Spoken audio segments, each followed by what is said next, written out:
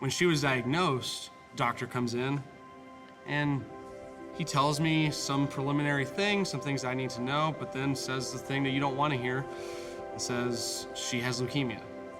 I can recall saying to him, "Is that cancer?" Him saying, yes, yes it is. This is the kind of moment that no one wants to experience.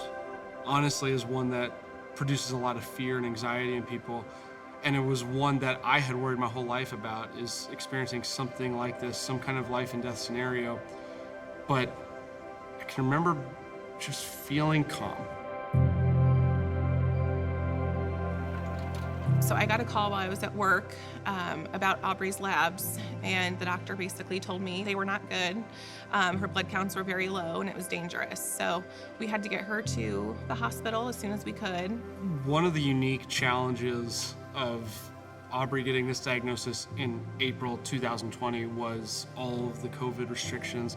The first 22 days we spent totally separate. We have to FaceTime so I can get updates on what's going on with Aubree. I can't see her, I can't hug her.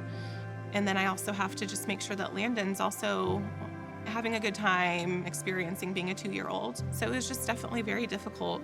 We were thrust right in. There really wasn't a chance to stop and think. Once she was diagnosed, the doctor told me, we're starting chemo in 30 minutes.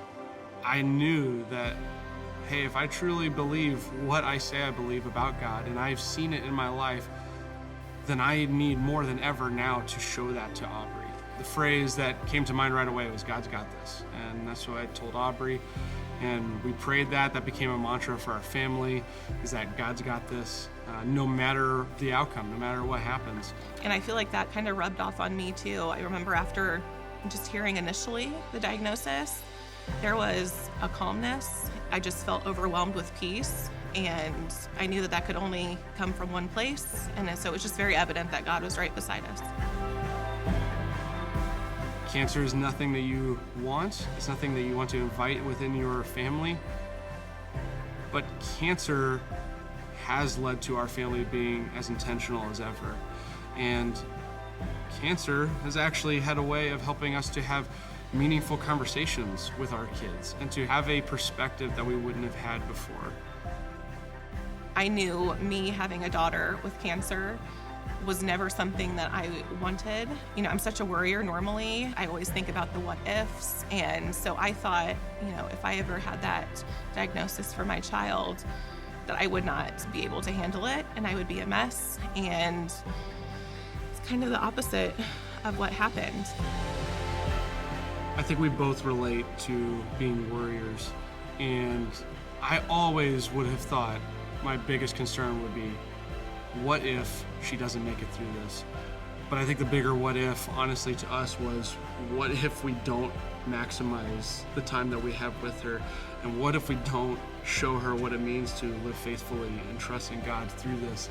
And that really did change so much of how we operated and how we talked about things, how we spoke about things with her. The first few weeks were challenging. The next months and years continued to be challenging. But those are overridden by the love that we felt from God through people close to us, through encouragements, through things that you can't explain, people that have a story to share that is at the right time, at the right place. We've just seen God's love and providence for us in so many ways that it's undeniable.